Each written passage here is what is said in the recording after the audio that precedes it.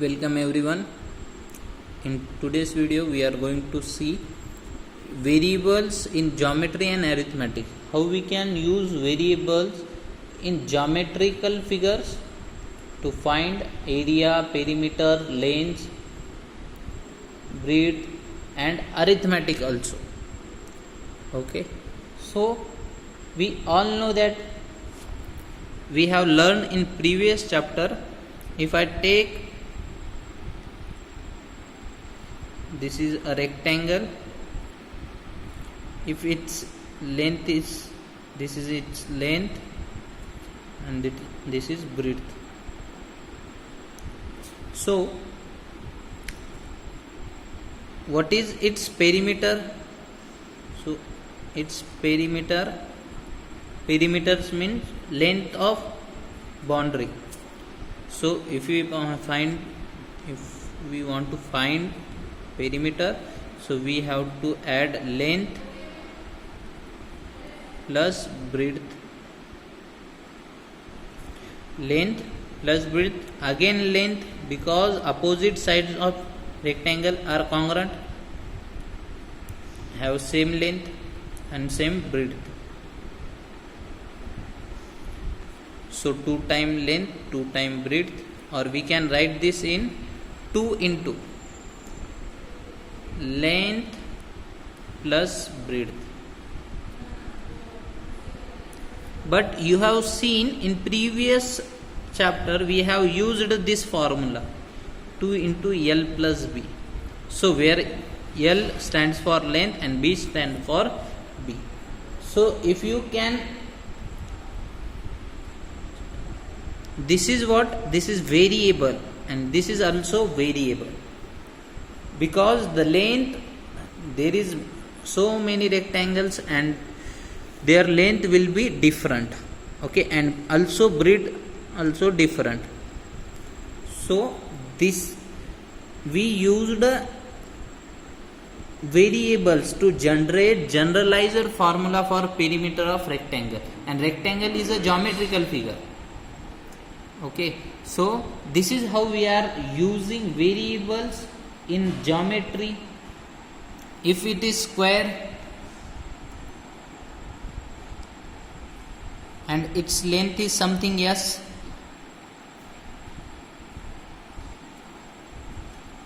so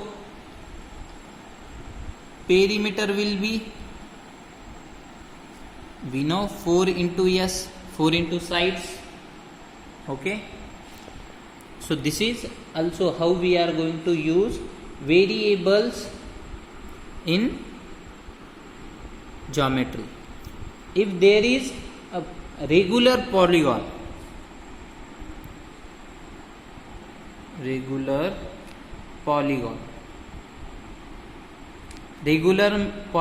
means all sides are equal.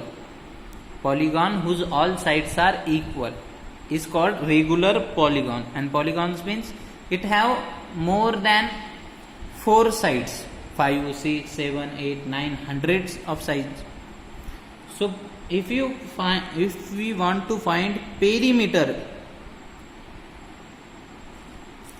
of regular polygon, so just we have to multiply n into sides, and here n is number of sides of polygon.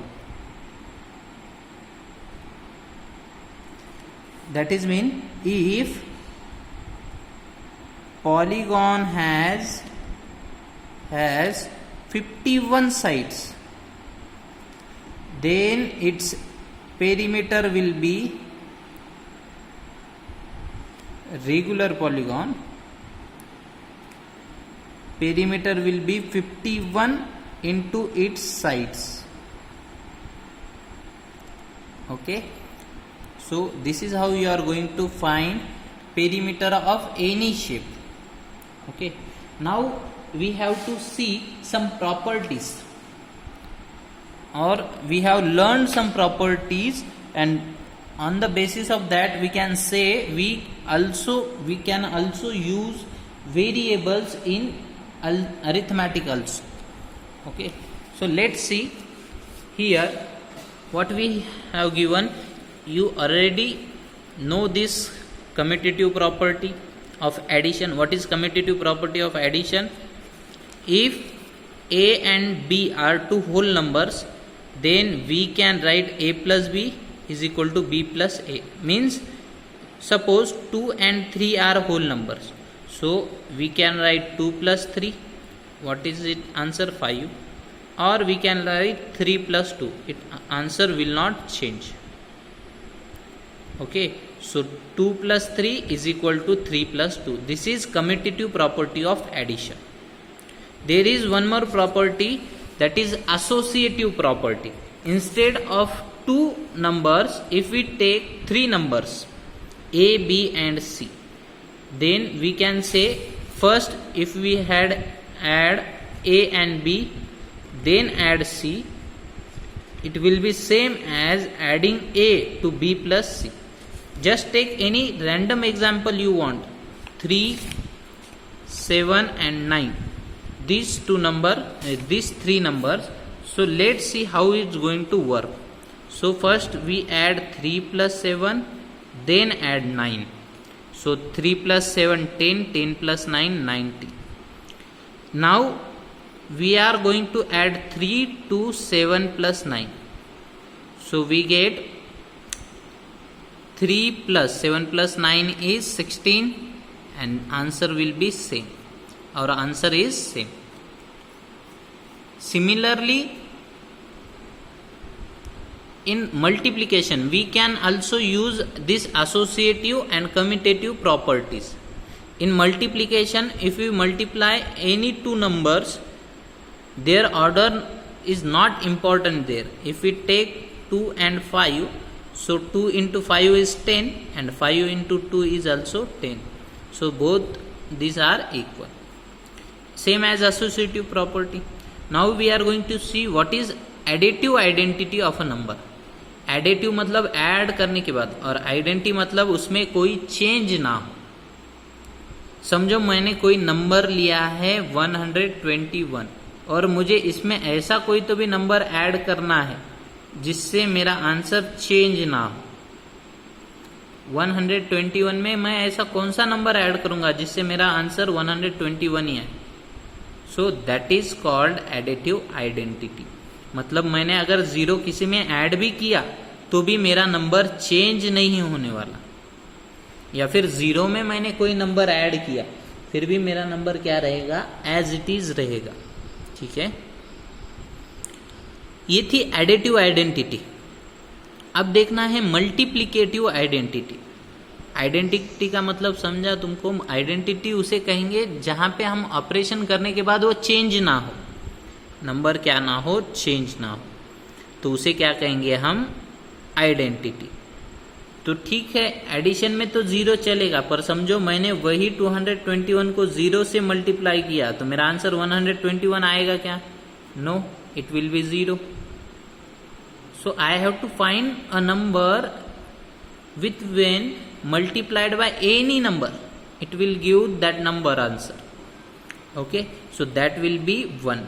If I multiply 121 by 1, our answer is 121. Okay, so this is some properties I think you should understood, and there are more properties combining addition, subtraction, multiplication and division. Okay, for example, here is distributive property of multiplication over addition. So this is distributive property of multiplication over what, addition. So just see an example.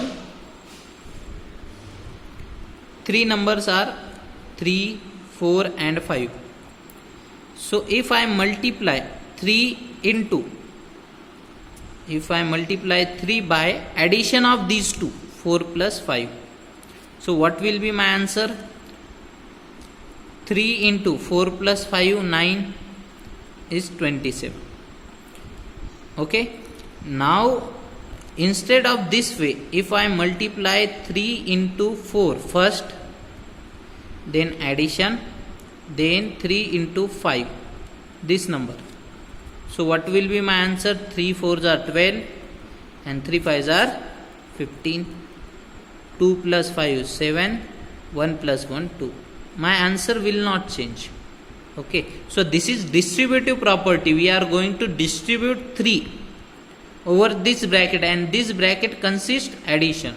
So distributive property over addition. If I write this 3 into 4 minus 5, so this is equal to 3 into 4 minus 3 into 5. Okay, so this is distributive property over subtraction. Here what we have given, distributive property of multiplication over subtraction. Okay, I hope you understood this. Thank you.